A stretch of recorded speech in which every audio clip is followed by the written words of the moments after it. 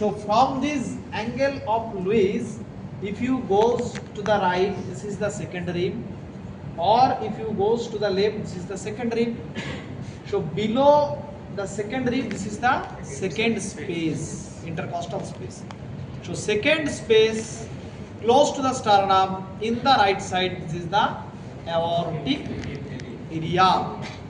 Aortic area. নামটা এরকম কেন গো? Aortic valve. Aortic valve is present here.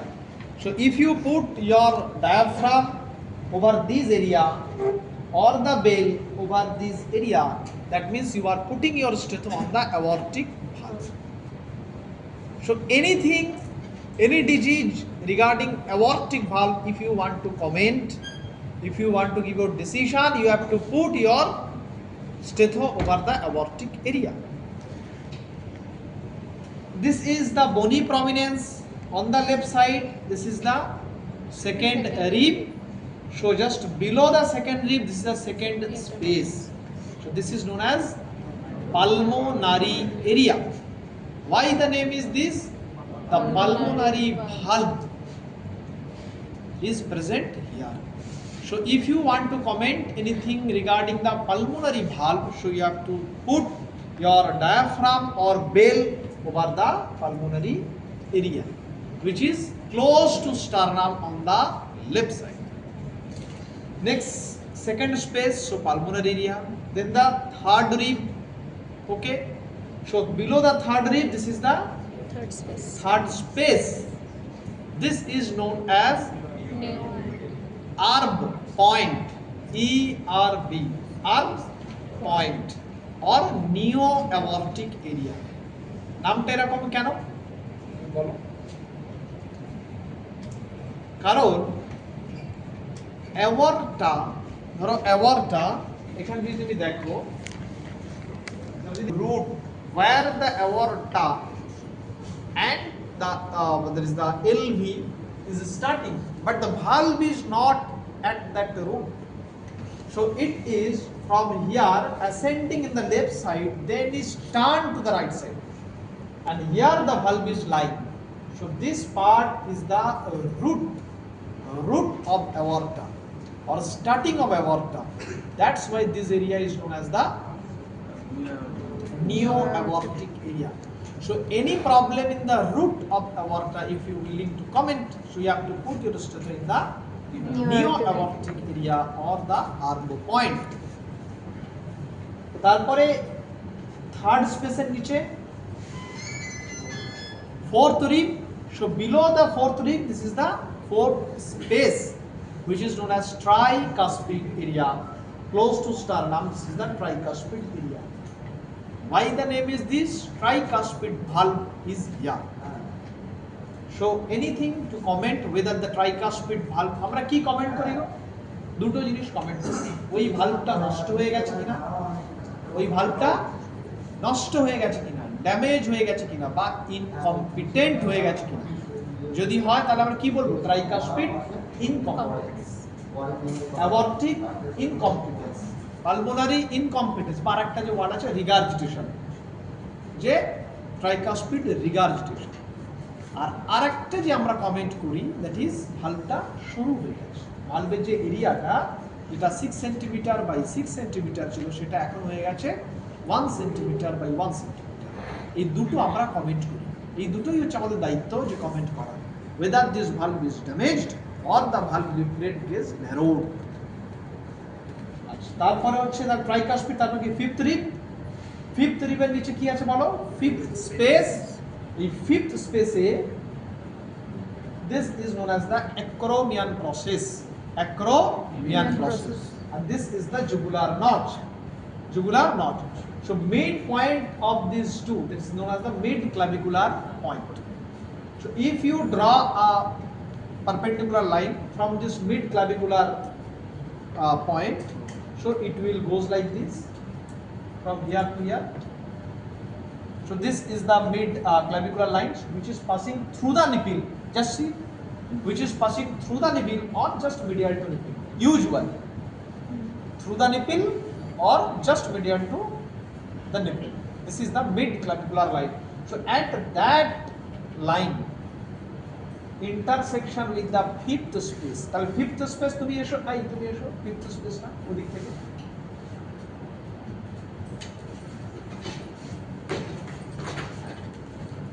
fifth space এ এসো, জুগুলার নস থেকে নামো, উঠিয়ে দাও, উঠিয়ে দাও, উঠিয়ে দাও, জুগুলার নস থেকে নামো, জুগুলার, তাহলে লুইস অ্যাঙ্গেল, লেফটে এসো, দিকে হাত দাও, পেনটা রাখো, ভালো করে করো, পেনটা রেখে দাও,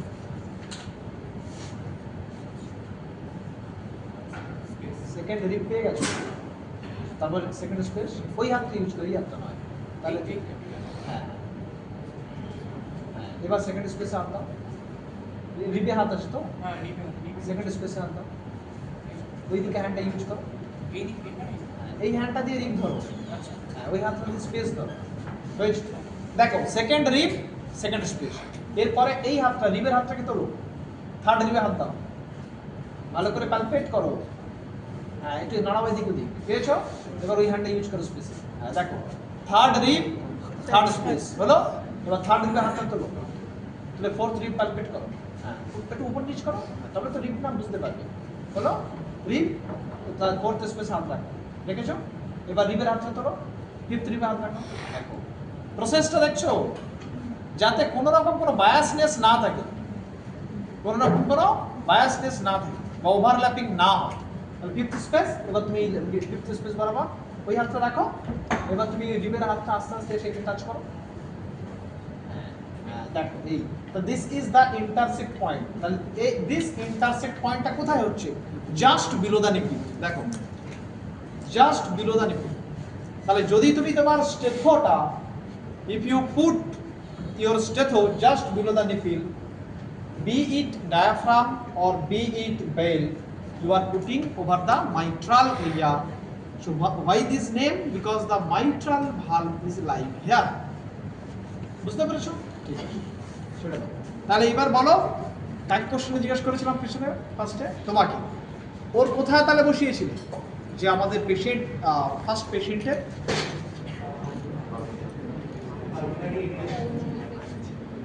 পালমোনারি এরিয়াতে বসিয়েছে, বাহ, কি পেয়েছিলে,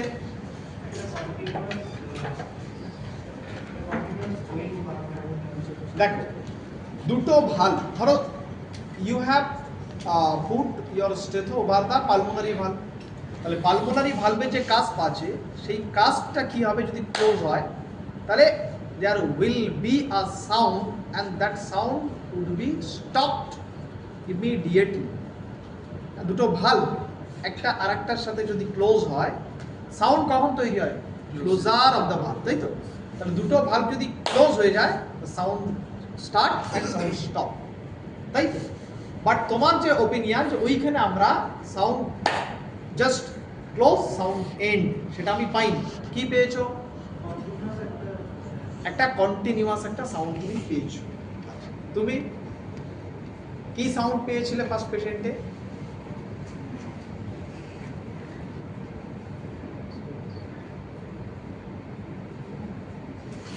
ওর সাথে সহমত, কিন্তু এরকম দুটো ভালভের কাজ ক্লোজ হয়ে সাউন্ড এন্ড এটা পাওনি, ঠিক আছে, তুমি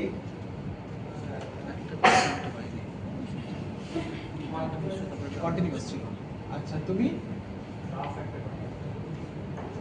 একটা ছিল, আচ্ছা তোমার কি ওপিনিয়ন, একটা ক্লোজারের সাউন্ড হালকা এসেছিল, আর একটাতে এমনি একটা মানে ব্লোয়িং একটা কন্টিনিউয়াস সাউন্ড ছিল, তাহলে তোমরা ঠিকই বলেছো, যে সাউন্ড যেটা ছিল সেটা কোনো একটা যদি পাইপ থাকে এবং সেটাকে তুমি ন্যারো করে দাও, সেখান থেকে মানে একটা গাশিং বা একটা হুশিং বা একটা কন্টিনিউয়াস একটা সাউন্ড যে হয়, যে এই ন্যারো পাইপের মধ্য দিয়ে যে লিকুইড বা ফ্লুইড যদি টার্বুলেন্সের সাথে পাস করে, দেন একটা কন্টিনিউয়াস সাউন্ড যেটা হয়, সেরকম একটা টার্বুলেন্ট সাউন্ড আমরা শুনতে পেয়েছি, তাই তো, তাহলে এই যে সাউন্ডটা শুনতে পেলে, এই সাউন্ডটাকে আমরা স্পেসিফিক্যালি একটা নাম দিই, দ্যাট ইজ মারমা, কি নাম দেওয়া হয়, মারমা, তাই তো,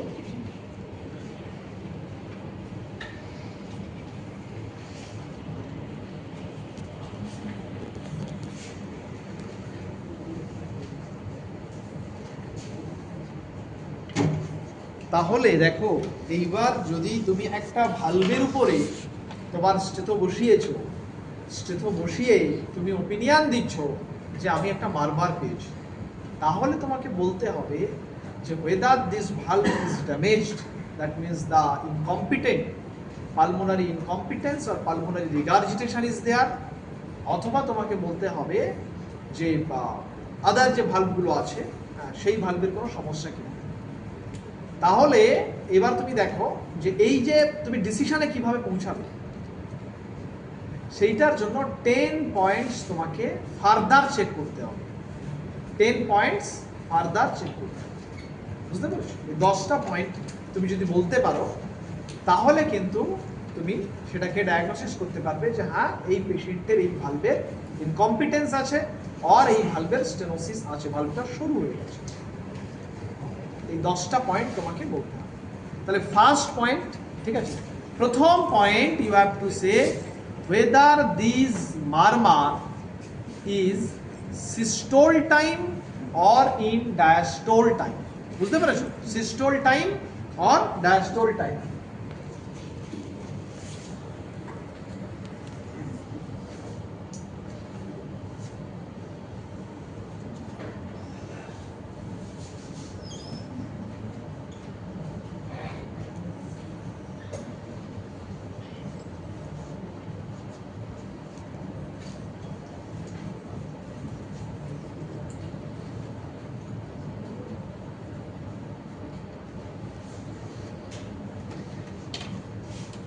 দেখো actually systole time and diastole time, how it will help to take the decision whether the valve is damaged or the valve is narrowed।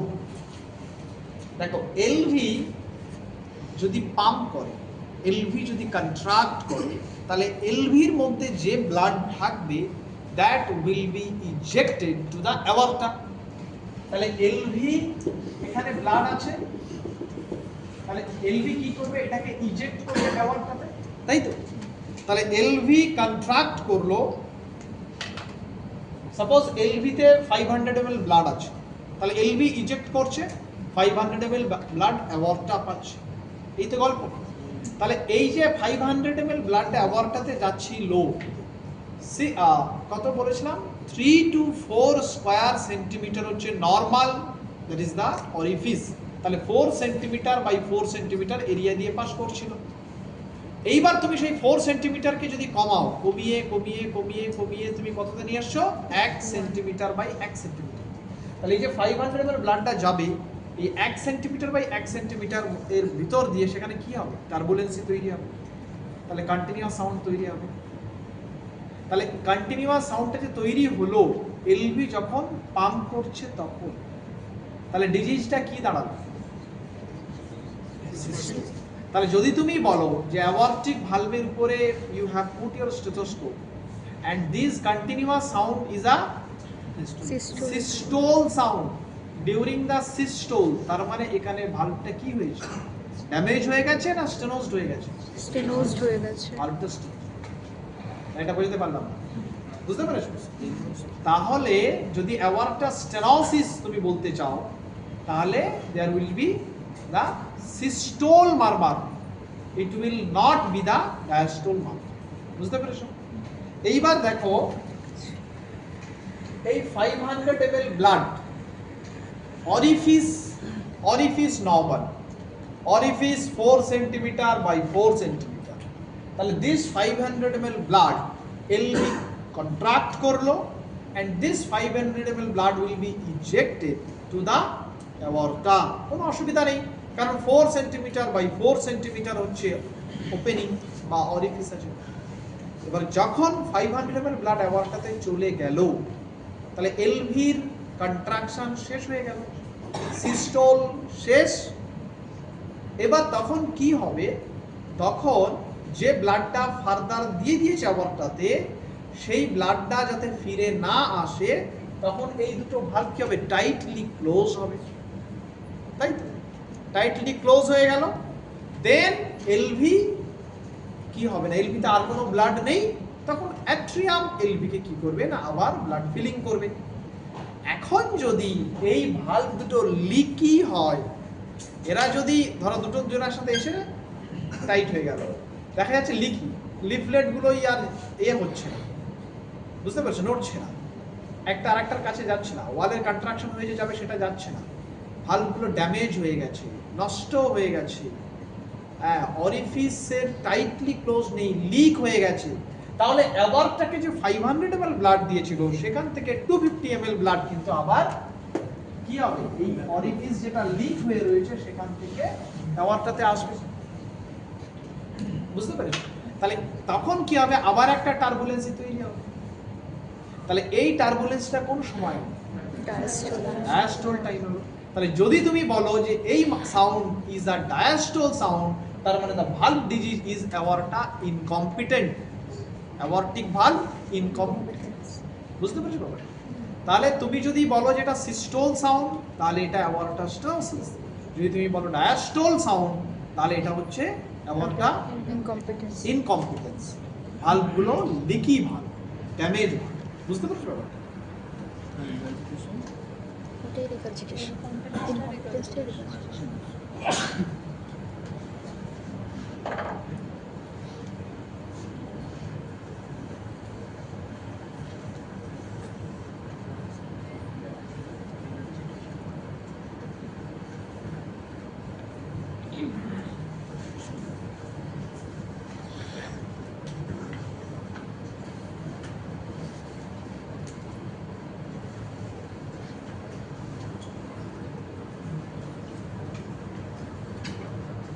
দেখো, দিস ইজ দ্য এলভি। তাহলে এলভির মধ্যে 500 ml ব্লাড আছে, তাহলে এলভি যদি contract করে, this 500 ml blood goes to the aorta. কিন্তু এই যে লেফট অ্যাট্রিয়াম এবং লেফট ভেন্ট্রিকলের মাঝে যে মাইট্রাল ভালভ আছে, এই ভালভগুলো যদি লিকি হয়, এই ভালভগুলো যদি ড্যামেজ হয়ে যায়, তাহলে এলভি যখন কন্ট্রাক্ট করলো, দেখলো এদিকে অ্যাওয়ার্টার ওপেনিং আর এদিকে হচ্ছে মাইট্রাল ভালভের ওপেনিং, তাহলে দেন ইট ইজ কি বলবো, it is studied that if there is 500 ml blood, 50-50 rule, that is the 250 ml will goes to the aorta and 250 ml goes to the left atrium. তাহলে 250 ml যদি left অ্যাট্রিয়ামে যায়, 250 ml অ্যাওয়ার্টাতে যায়, LV যখন eject করছে, contraction করছে, তাহলে এইখানে কি তৈরি হবে? টার্বুলেন্ট বা মারমার তৈরি হবে। তাহলে তুমি যদি তোমার স্টেথোস্কোপটা মাইট্রাল ভালভের উপরে বসাও, সেখানে যদি তুমি একটা কন্টিনিউয়াস সাউন্ড পাও, আর যদি বলো যে this continuous sound is a during the LV ejection বা এলভি কন্ট্রাকশন, তার মানে দিস ইজ ডেফিনেটলি মাইট্রাল ভালভগুলো ড্যামেজ হয়ে গেছে, মাইট্রাল ভালভগুলো লিক হয়ে গেছে। So this is known as the mitral regurgitation. তাহলে যদি মাইট্রাল ভালভের উপর স্টেথো বসিয়েছো, দিয়ে তুমি বলছো systole murmur, that means the valve is damaged, বুঝতে পেরেছো? এইবার ধরো এই অরিফিসটা লেফট অ্যাট্রিয়ামের মধ্যে ব্লাড আছে 500 ml, তাহলে এই ব্লাডটা কোথায় যায়? লেফট ভেন্ট্রিকেলে 6 সেন্টিমিটার বাই 6 সেন্টিমিটার ওপেনিং দিয়ে যায়। এখন সেই 6 সেন্টিমিটারকে কমিয়ে করেছো কত? 4, 5, 3, 2, 1, না, বিলো 1, তাহলে 0.9 বাই 0.9। তাহলে লেফট অ্যাট্রিয়াম থেকে লেফট ভেন্ট্রিকেলে যে ব্লাডটা যাবে, কখন যায়? যখন ডায়াস্টলে ফিলিং হয়, সেই সময় কি হবে? এত সরু স্পেস দিয়ে লেফট অ্যাট্রিয়ামের সমস্ত ব্লাডকে পাঠাতে হবে লেফট অ্যাট্রিয়ামকে, তাহলে এগেন কি তৈরি হবে? টার্বুলেন্স তৈরি হবে। তাহলে এটা কোন সময় টার্বুলেন্স? ডায়াস্টোল সময়। তাহলে যদি তুমি বলো continuous sound is diastole sound, definitely this is a mitral stenosis. কথাটা বুঝতে পেরেছো?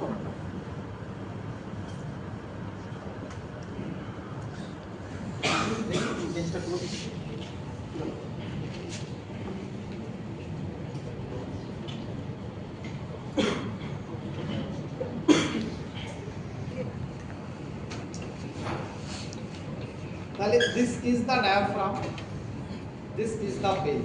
এখন আমরা এটার অ্যাপ্লিকেশন এখনো পড়িনি, তাহলে তুমি যে কোনো একটা সাইড নিয়ে নাও। ধরো আমি ডায়াফ্রামটা নিয়ে নিলাম, ডায়াফ্রামটা নিয়ে দেখো আমি বসাচ্ছি, সাপোজ ধরো একটু সাপোজ দেখো, তাহলে কোথায় বসালাম? অপটিক ভালভে। এবার আমি কি করব, এই যে পেশেন্টটা আছে, এই দেখো,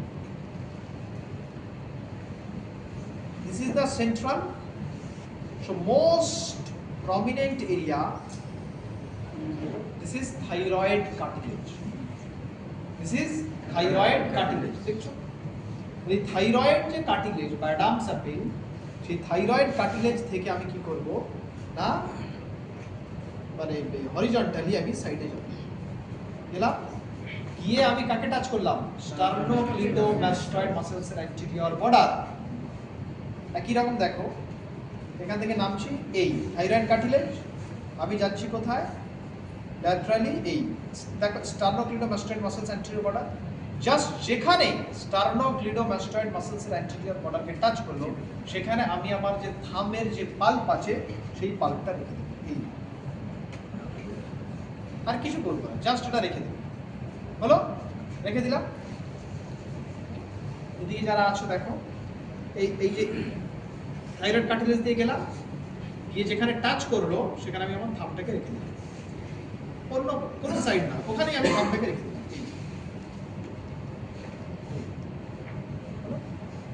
এবার আমি স্টেথোটা আমার এতে দিলাম, মানে দিয়ে আমি কি করলাম না, এটাকে দিলাম,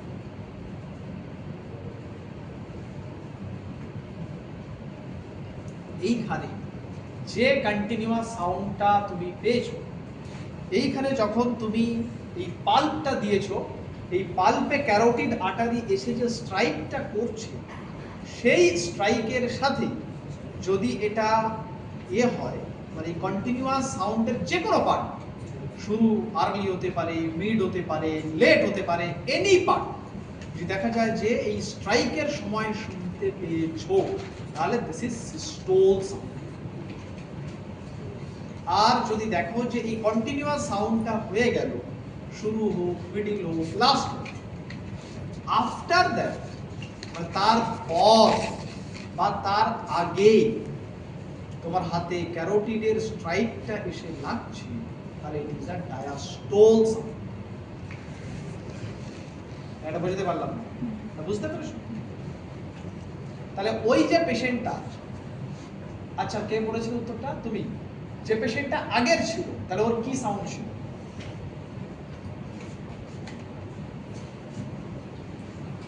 ওটা সিস্টোল সাউন্ড ছিল না ডায়াস্টোল সাউন্ড ছিল? ক্যারোটিডে হাতটা দিয়েছিলে? ক্যারোটিডে হাতটা দেওয়া হয়নি, তাই তো? ঠিক আছে, তোমরা দিয়ে দেবে, তাহলে ওটা সিস্টোল সাউন্ড ছিল। ক্যারোটিডে যদি তুমি হাতটা রাখো, যখন ক্যারোটিড আর্টারি এসে এখানে স্ট্রাইক করছে, দেখবে ওর যে কন্টিনিউয়াস যে সাউন্ড বা মারমা, দ্যাট ইজ ডিউরিং দা।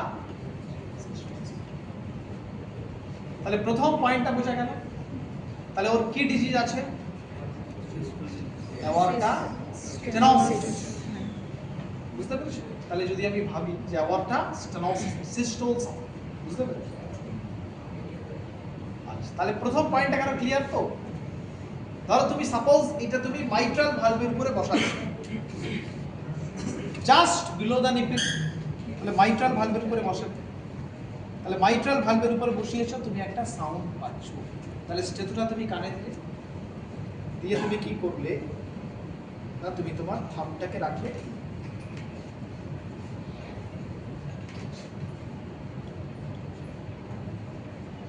যদি তুমি দেখো যে এই যে কন্টিনিউয়াস সাউন্ডটা তোমার হাতে যখন স্ট্রাইকটা করছে ক্যারোটিড, তার সাথে কোইনসাইড করছে, বুঝতে পেরেছো? তাহলে মাইট্রাল ভালভ ওখানে কি হচ্ছে? স্টেনোসিস, ড্যামেজড, নষ্ট,